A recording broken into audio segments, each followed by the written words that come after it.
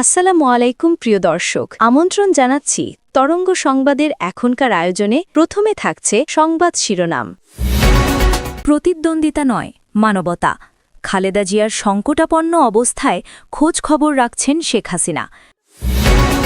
নির্বাচনে ধানের শীষ বিজয়ী হলে রক্ষা পাবে দেশ, বললেন তারেক রহমান। বিএনপি ছেড়ে এনসিপির প্রার্থী হলেন সাবেক প্রতিমন্ত্রী মঞ্জুর কাদের। এতক্ষণ শুনছিলেন সংবাদ শিরোনাম, এখন জানাব বিস্তারিত। মানবিকতার অনন্য দৃষ্টান্ত। অসহায় সময়েও প্রতিপক্ষের পাশেই শেখ হাসিনা। বাংলাদেশের রাজনীতির অস্থির এবং বহুমাত্রিক প্রেক্ষাপটে মানবিকতা প্রায়ই কোণঠাসা হয়ে পড়ে, কিন্তু হঠাৎ করে সেই ধূসরতার ভেতর একটি আলো ছড়িয়ে পড়ে যখন প্রধানমন্ত্রীর মানবিক অবস্থানের খবর রাজনৈতিক অঙ্গন কাঁপিয়ে তোলে। দীর্ঘ সময় ধরে রাজনৈতিক তীব্রতার কারণে যেই দুই নেত্রীর নাম সমানভাবে আলোচিত, তাদের একজন যখন সংকটময় সময় পার করছেন, তখন অন্যজন নীরবে অদৃষ্ট স্নেহে তার পাশে দাঁড়িয়ে থাকেন। এই ঘটনাটি দেশের রাজনীতিতে একটি নতুন মাত্রা এনে দেয়, যেখানে ক্ষমতার দ্বন্দ্ব ছাপিয়ে যায় মানবতার উষ্ণতা। নীরব যত্নের পথচলা।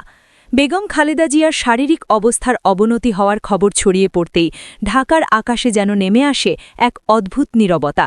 সোশ্যাল মিডিয়া থেকে শুরু করে চায়ের টেবিল, সব জায়গায় শুরু হয় একটাই আলোচনা। এরই মধ্যে জানা যায় প্রধানমন্ত্রী অবস্থান করছেন দেশের বাইরে, কিন্তু সেখান থেকেও তিনি নিয়মিত খোঁজ নিচ্ছেন রাজনৈতিক প্রতিপক্ষের। এই খোঁজ নেওয়ার ঘটনাটি কোনো রাজনৈতিক সৌজন্যের বাক্সবন্দী আচরণ হিসেবে দেখা হয়নি, বরং এটি ধীরে ধীরে রূপ নিতে থাকে মানবিকতার এক অনন্য উদাহরণে, যেখানে প্রতিদ্বন্দ্বিতা পেছনে পড়ে যায়, অগ্রাধিকার পায় মানুষ। এই মুহূর্তে প্রতিপক্ষ নয়, মানুষের পাশে মানুষ।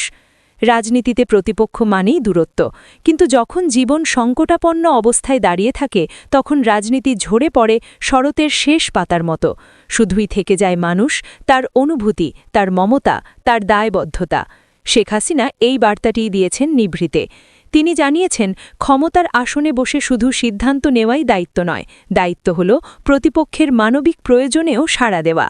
দেশের রাজনৈতিক সংস্কৃতিতে এই আচরণ নতুন মাত্রার এক সৌজন্যতার সেতু তৈরি করেছে। ফাতেমার নীরব কিন্তু গুরুত্বপূর্ণ ভূমিকা। ঘরোয়া আলোচনার ভেতর দিয়ে জানা যায়, বেগম জিয়ার কাছের মানুষের একজন, যিনি দীর্ঘদিন ধরে তার যত্ন নেন, তিনি নিয়মিতভাবে প্রধানমন্ত্রীর কাছে পৌঁছে দিচ্ছেন স্বাস্থ্য সংক্রান্ত তথ্য। দেশের বাইরে অবস্থান করেও শেখ হাসিনা যেন প্রতিটি মুহূর্ত ঘনিষ্ঠভাবে অনুসরণ করছেন। ফাতেমার প্রতিটি আপডেট যেন হয়ে ওঠে অবস্থানরত প্রধানমন্ত্রী এবং অসুস্থ নেত্রীর মাঝে অদৃষ্ট যোগাযোগের সেতুবন্ধ। এই সেতুটি রাজনীতির নয়, এটি মানবিকতার সেতু, দায়িত্ববোধের সেতু। বাংলাদেশের রাজনীতিতে মানবিকতার নতুন অধ্যায়। দেশের রাজনৈতিক ইতিহাসে কঠোর দ্বন্দ্বের স্মৃতি কম নেই, কিন্তু তার মাঝেও এমন মুহূর্ত থাকে যা সময়কে থমকে দেয়, যা প্রমাণ করে ক্ষমতার লড়াই মানুষকে যেভাবেই বিভক্ত করুক, মানবিকতা কখনো বিভাজন মানে না। শেখ হাসিনা এই আচরণ তাই শুধু ব্যক্তিগত সৌজন্য নয়, একটি প্রজন্মকে দেখিয়ে দেওয়া রাজনীতি কখনোই মানুষকে ছোট করে না, মানুষই রাজনীতিকে বড় করে।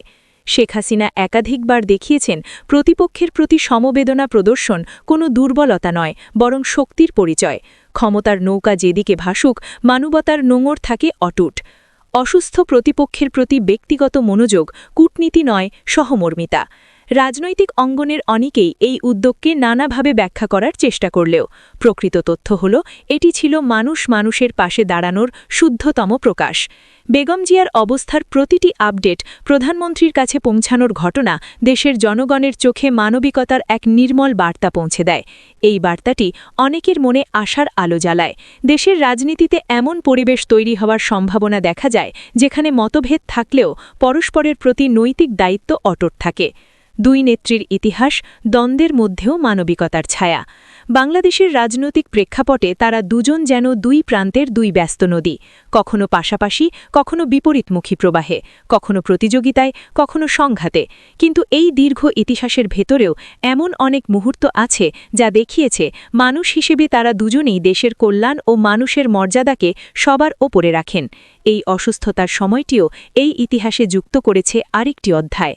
মানবিকতার কারণে রাজনীতি আরও উঁচুতে উঠে যায়। শেখ হাসিনার এই আচরণ অনেক বিশ্লেষকের চোখে মানবিকতা হলেও রাজনৈতিক দৃষ্টিকোণ থেকেও এর একটি গুরুত্ব রয়েছে। এই ঘটনা দেখিয়ে দেয় বাংলাদেশের রাজনৈতিক সংস্কৃতি শুধু সংঘাত নয়, সহমর্মিতাও ধারণ করে। যারা দীর্ঘদিন ধরে নেতৃত্বের মাঝে দূরত্ব দেখেছেন তারাও উপলব্ধি করেন নেতৃত্ব মানে শুধু নির্দেশ দেওয়া নয়, বরং মানবতার পাশে থাকা। এই অবস্থানে দাঁড়িয়ে শেখ হাসিনা যেন আরেকবার মনে করিয়ে দিলেন বাংলাদেশের রাজনৈতিক নেতৃত্ব আন্তর্জাতিক অঙ্গনেও মানবিক মানদণ্ডের এক উজ্জ্বল দৃষ্টান্ত। জাতীয় নির্বাচনে ধানের শীষ বিজয়ী হলে দেশ রক্ষা পাবে বলে মন্তব্য করেছেন বিএনপির ভারপ্রাপ্ত চেয়ারম্যান তারেক রহমান। তিনি বলেছেন, ধানের শীষকে জিতাতে হবে, এর কোনো বিকল্প নেই। ধানের শীষকে জিতানোর মাধ্যমে জনগণের যে পরিকল্পনা, জনগণের পক্ষের যে পরিকল্পনা তা বাস্তবায়ন করতে হবে, এর কোনো বিকল্প নেই। ধানের শীষকে জিতানোর মাধ্যমে দেশকে রক্ষা করতে হবে। প্রথম বাংলাদেশ, আমার শেষ বাংলাদেশ এবং সবার আগে বাংলাদেশ, নো কম্প্রোমাইজ। বুধবার বিকালে বিএনপি আয়োজিত দেশ গড়ার পরিকল্পনা শীর্ষক আলোচনায় বিএনপির ভারপ্রাপ্ত চেয়ারম্যান দলের নেতাকর্মীদের প্রতি এ আহ্বান জানান। রাজধানীর ফার্মগেটে কৃষিবিদ ইনস্টিটিউশন মিলনায়তনে বিএনপির আয়োজনে দেশ গড়ার পরিকল্পনার কর্মসূচি শীর্ষক এ অনুষ্ঠান হয়। এতে কৃষক দল ও যুবদলের নেতারা যোগ দেন। অনুষ্ঠানে অংশগ্রহণকারীদের উদ্দেশ্যে তারেক রহমান বলেন, আপনার দল আপনার সামনে যে স্ট্রিট কাট প্ল্যান উপস্থাপন করল, দেখান তো আর কোনো রাজনৈতিক দল বাংলাদেশে আছে এরকম প্ল্যান দিয়েছে? না, কোনো রাজনৈতিক দল এরকম প্ল্যান দিতে পারেনি। দেশের মানুষকে কোনো পরিকল্পনা দিতে পারেনি যে দেশকে আমরা কিভাবে সামনের দিকে এগিয়ে নিয়ে যাব। একমাত্র বিএনপি এই প্ল্যান দিয়েছে। কাজেই এখন বসে থাকার সময় নেই, আপনাকে যুদ্ধে নেমে পড়তে হবে। যুদ্ধ কি? মানুষের পক্ষে, দেশের পক্ষে। এই যুদ্ধে ঝাঁপিয়ে পড়তে হবে আমাদের। তিনি বলেন, দেশ করতে শুধু পরিকল্পনার মধ্যে রাখলে হবে না। বাংলাদেশে বহু পরিকল্পনা হয়েছে যা পরিকল্পনাতেই রয়ে গেছে। আমরা আমাদের পরিকল্পনাকে বাস্তবায়ন করতে চাই। জনগণকে সঙ্গে নিয়ে যেমন আন্দোলন করেছি, জনগণকে সঙ্গে নিয়ে আমরা এই প্ল্যানিং বাস্তবায়ন করতে চাই। আমরা এই কাজটা শুরু করব, পরবর্তী জেনারেশন সেটা কন্টিনিউ করবে, এটার শেষ নেই। দলের পরিকল্পনা ঘরে ঘরে গিয়ে জনগণের কাছে পৌঁছে দিতে হবে, এ নির্দেশনা দিয়ে বিএনপির ভারপ্রাপ্ত চেয়ারম্যান তারেক রহমান বলেন, দলের পরিকল্পনা মানুষের সামনে নিয়ে যেতে হবে। জনগণকে কনভিন্স করতে হবে, জনগণকে বুঝাতে হবে, এই কঠিন কাজটি করতে হবে। এর কোনো বিকল্প নেই। অন্যথায় এই দেশ এবং জাতি ধ্বংস হয়ে যাবে। আমরা যদি সজাগ না হই, যদি এই যুদ্ধে মাঠে না নেমে পড়ি, এই দেশ ধ্বংস হয়ে যাবে। তিনি বলেন, দেশকে প্রত্যেকবার বিএনপি রক্ষা করেছে। ইতিহাস ঘাটুন, তাহলে দেখবেন প্রত্যেকবার রক্ষা করছেন শহীদ জিয়াউর রহমান ও খালেদা জিয়া।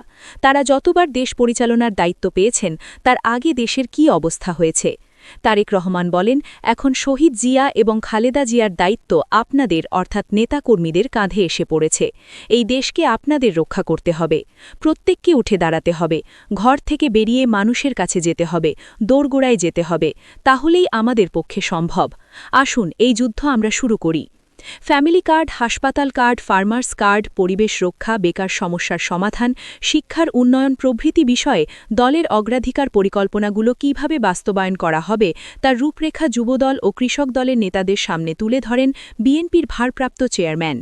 নারী, কৃষি ও শিক্ষা পরিকল্পনা নিয়ে তারেক রহমান বলেন, নারী সমাজকে অর্থনৈতিকভাবে স্বাবলম্বী করতে ফ্যামিলি কার্ড চালু করা হবে। পর্যায়ক্রমে সারা দেশের নারী সমাজকে স্বাবলম্বী করতে চাই। এতে শক্তিশালী অর্থনৈতিক ভিত তৈরি হবে। কৃষি রপ্তানি বাড়ানোর দিকে গুরুত্ব দেওয়ার কথা জানান তিনি। শিক্ষা ব্যবস্থার পরিবর্তন প্রসঙ্গে বিএনপির ভারপ্রাপ্ত চেয়ারম্যান বলেন, শিক্ষার্থীরা যেন ইংরেজির পাশাপাশি তৃতীয় একটি ভাষাতেও দক্ষ হতে পারে এমন শিক্ষা ব্যবস্থা গড়ে তুলতে চাই। তিনি বলেন, আমরা কোনো মেগা প্রজেক্টে যাব না, এতে দুর্নীতি হয়। আমরা টাকা খরচ করব শিক্ষা, স্বাস্থ্য ও মানব সম্পদ উন্নয়নে। বিএনপি ক্ষমতায় গেলে 10 লাখ স্বাস্থ্যকর্মী নিয়োগ দেওয়া হবে, যাদের মধ্যে 80 থেকে 85% হবে নারী। দেশের জনসংখ্যা নিয়ন্ত্রণে এখনই কাজ শুরু করতে পারলে আগামী 10 বছর পর দেশ সুফল পাবে বলেও উল্লেখ করেন তিনি। খেলাধুলা ও নগর পরিকল্পনা নিয়ে তারেক রহমান বলেন, শিক্ষা, স্বাস্থ্য, ক্রীড়া এই 3 মন্ত্রণালয় সারা বছর একসঙ্গে কাজ করবে। দম বন্ধ করা শহরে খেলার মাঠ নেই। প্রতিটি ওয়ার্ড থেকে বাজার দরে জায়গা কিনে আমরা খেলার মাঠ তৈরি করে দেব। বিএনপির সিনিয়র যুগ্ম মহাসচিব অ্যাডভোকেট রুহুল কবির রিজভীর সভাপতিত্বে সভায় আরও উপস্থিত ছিলেন দলের যুগ্ম মহাসচিব হাবিব উন নবী খান সোহেল, চেয়ারপারসনের উপদেষ্টা ড জিয়াউদ্দিন হায়দার, ভারপ্রাপ্ত চেয়ারম্যানের উপদেষ্টা মাহদি আমিন, ঢাকা মহানগর উত্তর বিএনপির আহ্বায়ক আমিনুল হক, কৃষক দলের প্রধান কৃষিবিদ হাসান জাফির তুহিন, যুবদলের সভাপতি আব্দুল মোনায়েম মুন্না ও স্বেচ্ছাসেবক দলের প্রধান এস এম জিলানী প্রমুখ।